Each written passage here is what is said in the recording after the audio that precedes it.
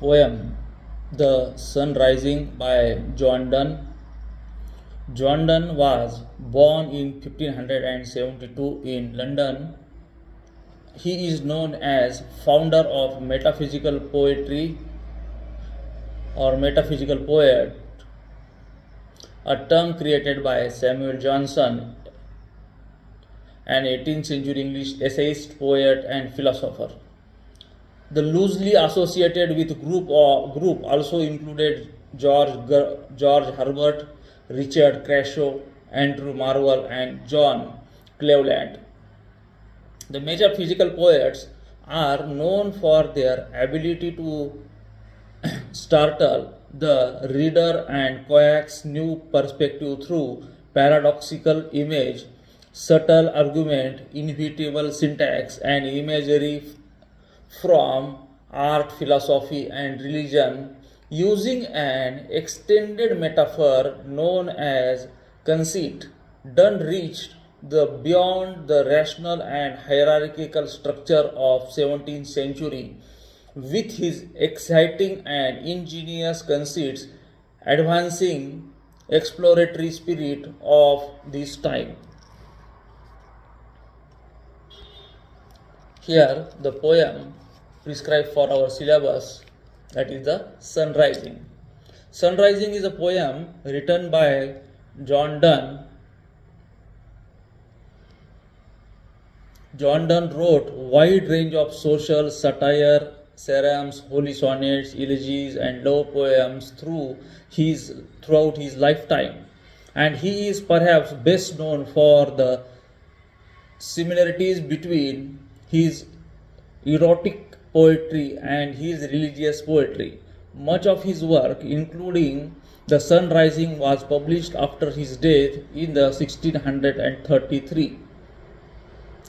Collection songs and sonnets. In The Sun Rising, the speaker orders the sun to warm his bed so that he and his lover can stay there all day instead of getting up to go work. The poem's playful use of language and extended metaphor exemplifies Donne's style across his work, erotic and religious alike. This one is the introductory information of our poem. I will read the poem. Busy old fool, unruly sun, why dost thou thus through windows and through curtains call on us? Must to the motions lovers seasons run? Saucy, pedantic rage go cheat. Let schoolboy and sore prentice go tell court huntsman that the king will ride. Call country ants to harvest officers. Law all alike, no season knows war climb, nor hours, days, months, which are the rags of time. They beam so revered and strong, why shouldst thou think I could eclipse and cloud them with a wink, but that I would not lose her sight so long? If her eyes have not blinded, then look and tomorrow late. Tell me whether both the Indias of spice and mine be where thou left'st them, or lie here with me. Ask for those kings whom thou saw'st yesterday, and thou shalt hear. All here in one bed lay. She is all states and all princes, I nothing else is. Princess, do but play us compared to this all our Homer's mimic, thou all wealth alchemy, thou sun art half as happy as we, in that worlds contracted thus.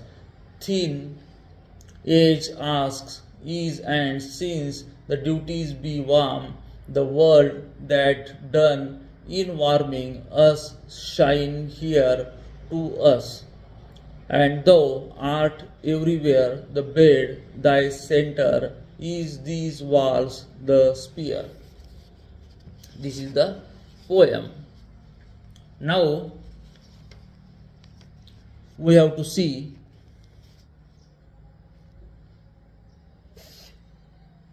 the central idea of the poem. The Sun Rising is a poem written by English poet John Donne.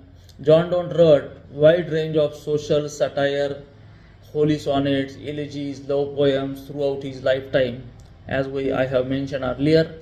And he is perhaps best known for the similarities between his erotic poetry and his religious poetry. Much of his work, including The Sun Rising, was published after his death in 1633, collection Songs and Sonnets in The Sun Rising. The speaker orders the sun to warm his bed so that he and his lover can stay there all day instead of getting up to go work. The poem's playful use of language and extended metaphor exemplifies Donne's style across his work and erotic and religious alike. Here in The Sun Rising, he says, "Hey sun, you old disruptive busybody, why are you shining past the windows and closed curtain to pay an uninvited visit to me and my girlfriend? Do lovers really have to structure their schedules around your movement across the sky? You rude, inflexible, and insensitive jerk, go scold boys. You are late to school, and apprentice, you are sulky about their early morning. Go tell the king's hunting party that the king is about to ride out on the hunt, and urge lowly farm workers to start their harvesting duties. Love in all its form is above the influence of season." Here, in addition to this one, here John Donne says that, "Why should you think your beams are so worshipped and strong? I could block them out by closing my eyes, except that I wouldn't want to stop looking at my lover that long. Assuming that her eyes aren't so bright that they have blinded yours, go check, and tomorrow evening tell me whether both the East and Indies and West Indies are where you left them, or whether they are right here next to me. Ask to see the kings you saw yesterday, and you will hear that they are all lying here in this bed. My lover is every country, and I am every prince. Nothing else exists, princess, only pretend to be us. Compared to our love, all honor is a cheap copy, and all wealth is futile. Attempt to attain riches, you son, should be half as glad as we are that the whole world fits here in the bedroom. Your old age demands that you take it easy because your job is to keep the world warm. You can do your job by keeping us warm, by shining here on us. You can shine everywhere. This bed is your center, and the bedroom walls are the outside boundaries of solar system." Here he speaks about the authority of love. He speaks in Sun Rising. The speaker wants to bend the rules of the universe rather than allowing the sun's motions across the sky to govern the way the speaker spends his time. The speaker challenges the sun authority and claims that love gives him, that is the speaker to the speaker, the power to stay in bed all day with his lover. In this way, the poem elevates the importance and power of love above work, duty, and even the natural rhythms of the day itself. From the starting point, the speaker talks down to the sun, robbing it of the authorities it presumes to have when it shines through windows and through curtains upon lovers in the morning. In the first line, the speaker appears as busy old fool and unruly. This language suggests that not only is the sun foolish, but also it ought to be ruled by some greater authority that it's failing to heed.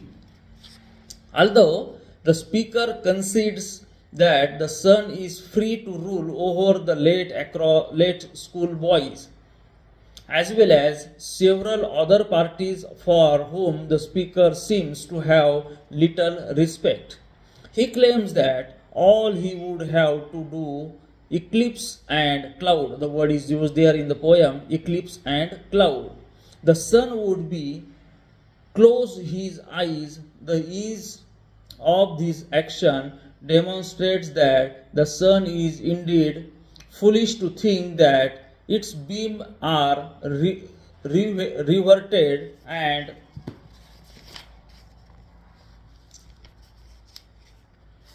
strong in the face of a lover.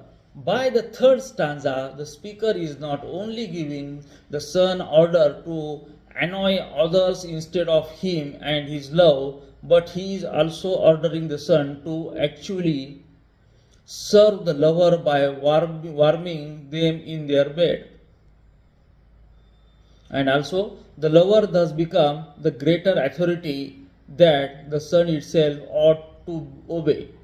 By asserting himself as the ruler of the sun, the speaker claims the authority to indefinitely extend the dawn so that he can stay with his lover. The speaker asks the sun early on must to the motions lover season run.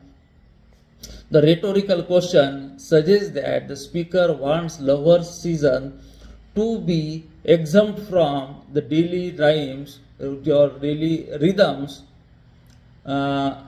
dictated by the rising of the sun. The speaker goes on to distinguish love as unfamiliar with the rag of time, suggesting that the love is everlasting and therefore not subject to start and stop of hours, days, months, and other temporal units that govern the lives of schoolboys, horsemen, and country ants.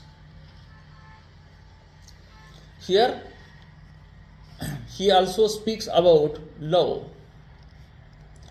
Love as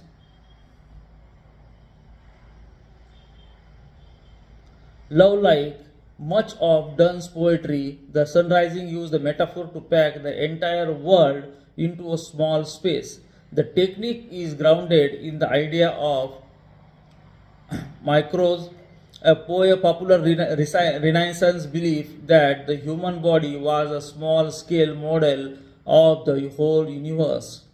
In the case of the Sunrising, the small space is not single body but rather the lover's bed. The speaker claims that to warm the world is the same thing as warming us, transforming himself into a kind of king of the world and the center of the universe. In fact, love is the poem so grand that the universe itself exists within the relationship between the two lovers. In this way, the poet speaks about the love, the poet speaks about the authority, and in the concluding line, he speaks about the love and the divinity. The speaker's inflation of this importance in relation to political rulers is mentioned by a playfully bold insulation that to wake up in bed with a lover is analogous to an ascent to divine power. In other words, waking up to your boyfriend or girlfriend can make you feel like a god. Although the speaker never explicitly names any religious themes, the poem's preoccupation with a sovereignly, that is the ruling power, evokes the notion of the divine right of king. King is Duns Day, were traditionally thought to derive their ruling power directly from God. If the speaker becomes more powerful than all the world's rulers put together, he thus approaches God-like power. In this way, the poem is concluded, and John Donne here covers such issues and appeals to the sun that to rise and sunshine so that he and his lover can enjoy the warmth in their bed. With this, I conclude. Thank you. Good day.